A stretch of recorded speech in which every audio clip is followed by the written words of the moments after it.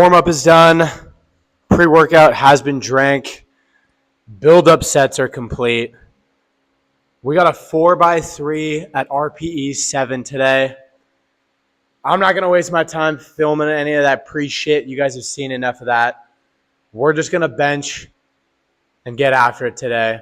This is set number 1, 225, RPE 7. We're going to see how high I can build up, keep it clean. But I'm just ready to roll. That's about it. I've been looking forward to this all week, to be honest. So let's go.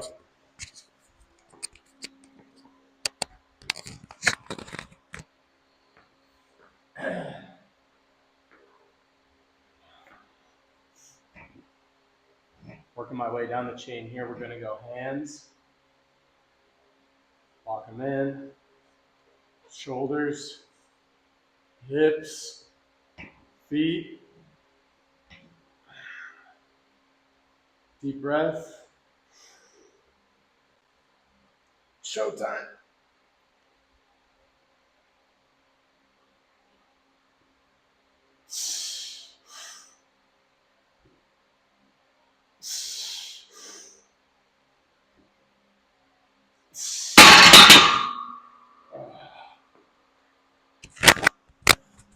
That was good. I only did like 3 warm-up sets before that, and it usually takes me a little bit longer to get warmed up, but I stayed flat on the bench, good drive, bar moved consistently. What am I thinking here? I know that my next set's going to feel better than that one just did, even though that felt absolutely RPE 7. Let's fuck around and find out. I'm going 235. I've made some pretty significant strength gains since I started. I made the switch from full body to push-pull legs and really started chasing numbers. And there's a couple things I've pretty quickly picked up on that I realize are just beyond important when it comes to making strength your priority in the gym. And I'm going to walk through them today kind of as I'm benching. And the first one is being in a caloric surplus. That means eating more calories than you are burning throughout the day, which is ultimately what leads to gaining some weight, bulking up, and also putting on muscle. Like, I'm not going to say it's impossible to build muscle while in a caloric deficit, but it's extremely hard. And anyone who's done that knows, like when you're cutting or when you're trying to lose weight, you're most likely not going to be building muscle. I mean, your main goal when you're doing that should be to maintain as much as possible and avoid losing. So when you're getting these extra calories in, as I found these last 2 or so months, and you're strength training and you're recovering well, you're going to pretty quickly put on some mass. And coming from me especially, I was in a deficit for a long time, never really in a surplus. I mean, when I got home from school, I immediately cut the calories, cut out alcohol, cut out the junk food, and pretty quickly lost 20 pounds. So forcing myself to eat a little bit more and making, putting on some weight a priority has been huge. I mean, I have made some very rapid gains. If you told me last month that I was going to hit 255 for 5, I'd have been like, sheesh, really? Like, I don't know. That's not a ton of time. And that has to be accredited to giving my body that extra protein, giving my body those extra carbs, the extra calories, having the energy and the fuel to actually get in great sessions and not be as fatigued or as tired. It's a two-way street, man. If you want to get strong, you want to get big, you got to be eating that way. You got to eat big. So that's just something I've noticed. But set number 2, let's go. Let's freaking do this thing. 235 on the bar, going for 3. Come on, go.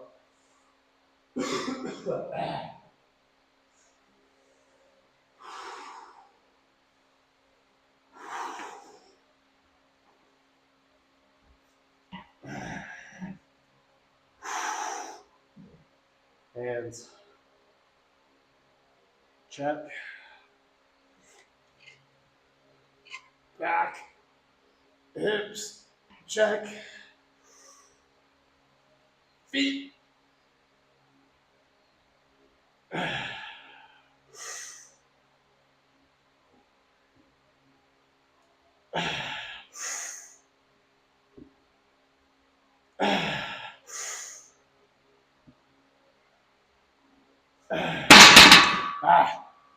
Gosh, those first two were so freaking easy. That third one had a funky bar path. You'll be able to see that in the video. I was way too high up. Just not a strong position, but it still went up clean. Just frustrating. Those first two were perfect. 235, clean. Good shit. I'm going to think about what we're going with next.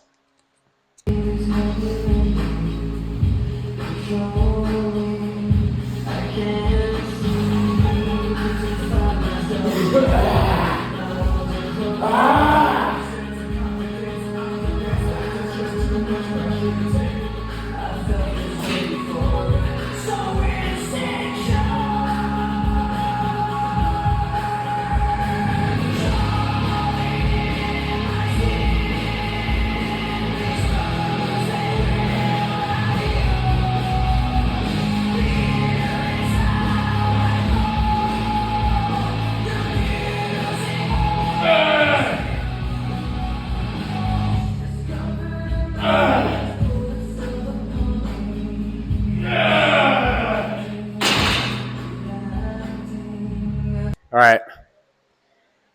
I just hit 245 for a 3, clean. First two were super easy. Third one, I had to fight a little bit. I think a slightly funky bar path again.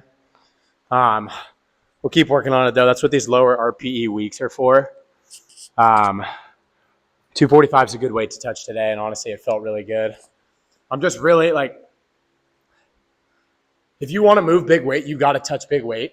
And so, while I'm trying to find a balance on these lower RPE weeks because these are building blocks, I want to be giving my body that stimulus of a heavy bench so that way it can adapt to it.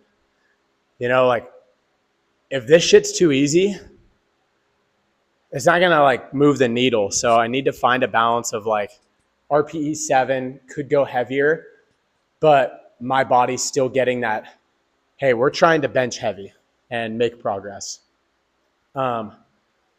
Anyways, to my second point about building strength, first one was caloric surplus, but number 2, arguably the most important one, maybe a tie with the calories, but following a structured program. If you are actually looking to hit PRs and make progress in your lifts numbers-wise, you cannot show up and aimlessly lift. That's just not how it works. When you have a super low training age and you're just getting started in the gym, you could show up and look at the weight and get stronger. But if you've been lifting for a while and you're trying to incrementally move those numbers up, it's going to take some serious thought and dedication and a program that is very specific, follows a progressive overload method, and is consistently building, letting you recover, building, letting you recover, and working up in that graph sort of phase where you're at this baseline, you train, you essentially micro tear your muscles and for lack of a better term, are making yourself worse when you're training. But then the recovery is what puts you up higher at that baseline, okay? You need to be following a program, whether it's from a coach, whether you take the time to actually sit down and write it and plan it out. Aimlessly showing up, aimlessly putting together lifts. You're not going to be tracking. You're not going to know what's going on. You're not going to remember what you did a couple weeks ago. Keep a log, write notes down, write what you hit. I keep track of my bench sessions, like the numbers I hit, what RPE weeks, I know where I should be. Then I can kind of compare and be like, okay, if a day was shit, why was it shit? Look at the days before. Like, what did I eat? How did I sleep? Those sorts of things. If it was really good, why was it really good? What did I eat? How did I sleep? Was it great? What are things that you can do to help push yourself in the right direction? So that's number 2, is following a structured program, progressive overload, really working towards actually building those numbers, not just training aimlessly. We got 1 set left on this 4x3. I think I'm going to keep it at 245 and see if I can put together a little bit of a cleaner set. So here we go.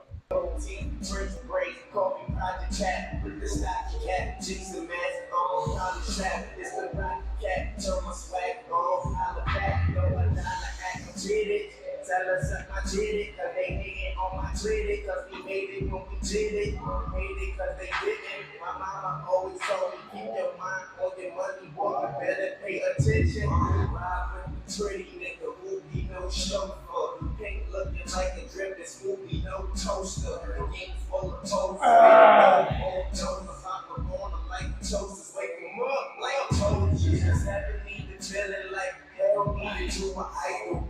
You can rent the crib and car, just renew the title. But now I'm cold pimping like the do or die do. Smoking killer on my door, still suicidal.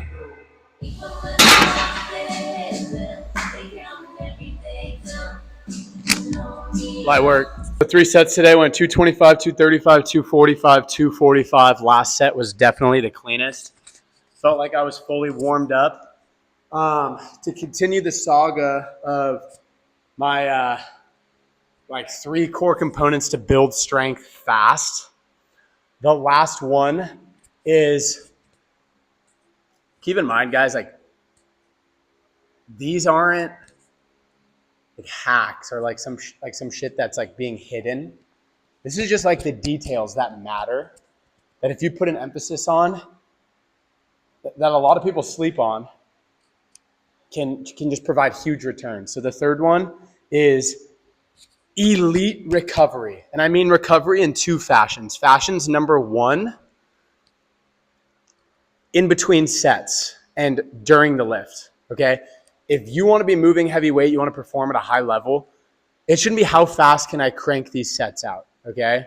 You're going to need to spend a little bit more time in the gym, couple extra minutes between sets, get recovered so that you can move weight at a high quality form, but also in terms of numbers. Like it's just not going to be as good if you're, hitting a set 30, 45 seconds later, you go down for the next one. Like your body isn't recovered. Okay. It's not to say you're going to get 100% recovered in between sets, but you do need a little bit extra time to make sure that you're getting as high quality reps in as possible. Fashion number 2 is recovery on a longer scale. Okay.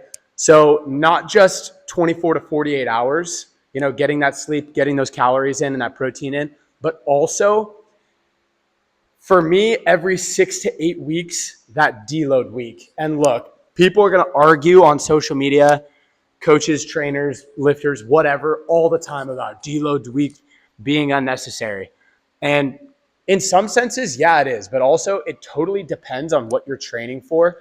If you're training for strength, a deload week is going to be necessary, okay? It can't be a constant build. If you've been lifting for a long time, you know that typically every 6 to 8 weeks, if you've really been pushing, for some reason, you are going to feel like shit and your numbers are going to rapidly decline. Like there'll be a day, like some days when a week like this hits for me, I'll pull up and literally 185 will feel heavy.